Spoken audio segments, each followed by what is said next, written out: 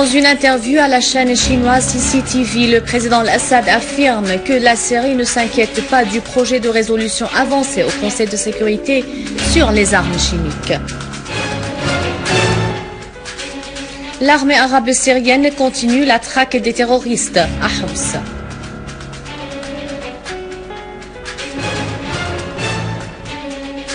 L'Iran rejette la participation en tant que partie faible à toute négociation sur son programme nucléaire et n'accepte aucune condition préalable ou menace.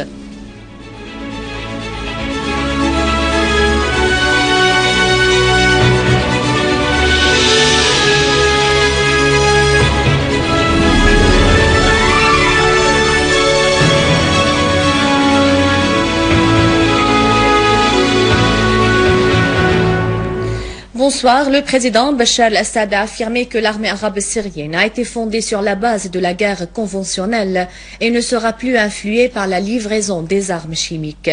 Dans une interview à la chaîne chinoise CCTV, le président al-Assad a indiqué que la Syrie avait appelé il y a 10 ans le Conseil de sécurité à créer un Moyen-Orient dépourvu d'armes de destruction massive. Interrogé sur ce que la Syrie obtiendrait contre sa livraison des armes chimiques, le président al-Assad a fait savoir que la Syrie n'obtiendra rien contre la livraison de l'arme chimique, soulignant que la coopération se poursuit avec la Russie pour consolider l'arsenal syrien, notamment les défenses antiaériennes, vu que l'entité sioniste est un ennemi qui vise la Syrie et occupe des territoires arabes. Le ministre russe des Affaires étrangères Sergei Lavrov a déclaré que l'Organisation de la sécurité collective appelle à une solution politique de la crise en Syrie et soutient tous les efforts déployés dans ce sens. Dans son discours à l'inauguration de la réunion de l'Organisation de la sécurité collective à Soutchi, en Russie fédérale, Lavrov a déclaré devant les ministres des Affaires étrangères des pays membres que la Russie est inquiète vis-à-vis de la situation en Syrie. Il a estimé que les répercussions négatives de cette crise ne toucheront pas seulement toute la région du Proche-Orient, mais laisseront leur impact sur l'ensemble des lois et des relations internationales. Lavrov a insisté sur l'urgence de la solution en Syrie, le lancement du dialogue et la résolution du dossier des armes chimiques, mais il s'est dit optimiste quant à la capacité de la communauté internationale à déployer tous les efforts nécessaires pour la question syrienne.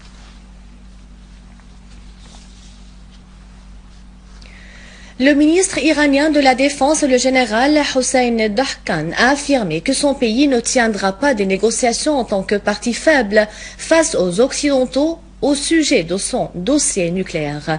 Le ministre a souligné que l'Iran n'acceptera aucune condition préalable, comme elle n'admet pas les menaces, car il ne craint pas les autres parties. Le général a insisté sur les 3 principes fondamentaux de la politique étrangère extérieure de l'Iran: la dignité, la sagesse et l'intérêt national. Ces principes ne changeront pas avec le changement des personnes, a-t-il précisé. La stratégie américaine veut imposer le dilemme du choix entre la guerre et la diplomatie, mais l'Iran, a expliqué le ministre de la Défense, a pris conscience des récentes évolutions dans le monde entier et a prouvé aux Américains et leurs alliés que le prix de la guerre est bien plus élevé que ses bénéfices.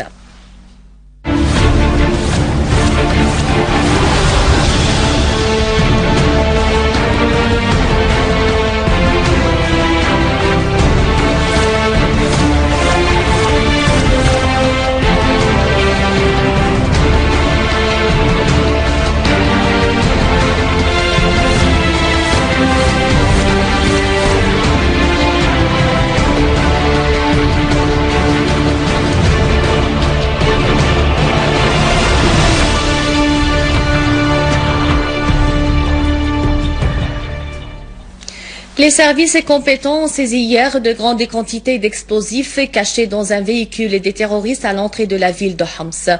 Une source a fait savoir que les armes saisies englobent des substances de cifre, des comprimés de captagon, des jumelles, des bombes défensives et des quantités de munitions. La source a fait noter que 5 repères des terroristes ont été détruits dans les 2 quartiers de Qarabis et d'Al-Qusur. La source a indiqué que des unités de l'armée arabe syrienne avaient repoussé des attaques des terroristes contre les habitants du village de Kfernan dans la banlieue de Restan. Des unités de l'armée arabe syrienne ont détruit des rassemblements des terroristes à la périphérie de la prison centrale d'Alep, de l'hôpital Al-Kindi et de Khan el-Assal et dans le village de Wadihi. L'armée arabe syrienne a aussi détruit des voitures avec des terroristes à bord en face du camp Neyrab et dans le village de Benan et des lancers-mines à Kouairis, Jdeida et Rasm el-Aboud. Des unités de l'armée arabe syrienne se sont accrochées avec un groupe terroriste et ont avorté une tentative de terroristes de s'infiltrer dans les zones sécurisées à Leiramoun et dans les marchés de la vieille file, tuant et blessant plusieurs terroristes. Les forces de la Asifa, militaire du mouvement de la libération nationale palestinienne Fatah al-Intifada, ont revendiqué dans un communiqué militaire l'opération menée hier par les forces al-Asifa dans la ville d'Hébron à proximité de Haram el-Ibrahimi et qui avait fait un tué et nombre de blessés parmi les soldats sionistes, soulignant que les colons avaient à cet effet attaqué la vieille ville d'Hébron et que les forces de l'occupant l'avaient encerclée. Les forces de la Asifa ont promis au peuple palestinien en masse populaire de la nation arabe de poursuivre la lutte armée jusqu'à la libération de toute la Palestine occupée. Le président du Conseil des ministres, Wael Halaqi, a donné ses directives aux ministères, aux administrations publiques de rationaliser les dépenses. Il a souligné la nécessité d'activer l'exécution de grands projets économiques dont la plupart sont achevés à plus de 60%. Il a accordé la priorité aux projets des secteurs de l'énergie, de la santé et de la consommation. Hier, la réunion du Haut Conseil des plans économiques et sociaux a été consacrée à l'élaboration du budget pour l'exercice 2014.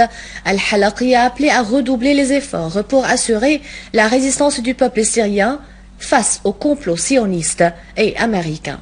Le Premier ministre a appelé toutes les administrations publiques à surmonter les défis qu'affronte l'économie nationale du fait de l'embargo et des sanctions imposées à la Syrie.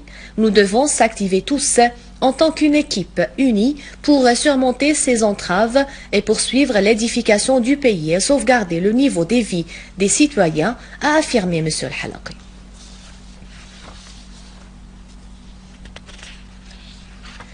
En Turquie, à la suite de plus de 2 ans et demi de soutien logistique et financier continu offert par le gouvernement Erdogan au groupe terroriste en Syrie, le président Abdullah Gül vient d'affirmer son inquiétude vis-à-vis du retour de la Syrie de ces groupes terroristes en Turquie.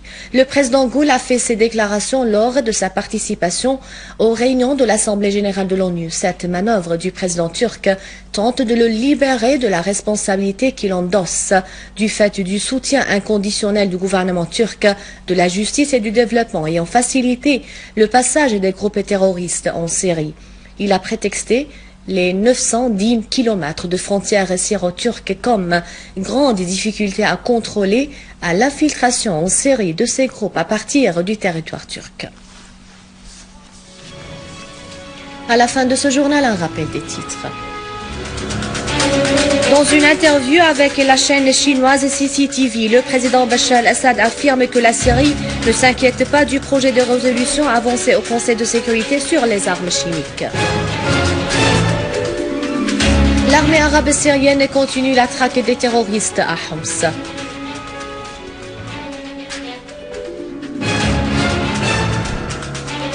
L'Iran rejette la participation en tant que partie faible à toute négociation sur son programme nucléaire et n'accepte aucune condition préalable ou menace. Davantage d'informations sur le site internet syriaonline.sy. Merci de votre fidélité. Au revoir.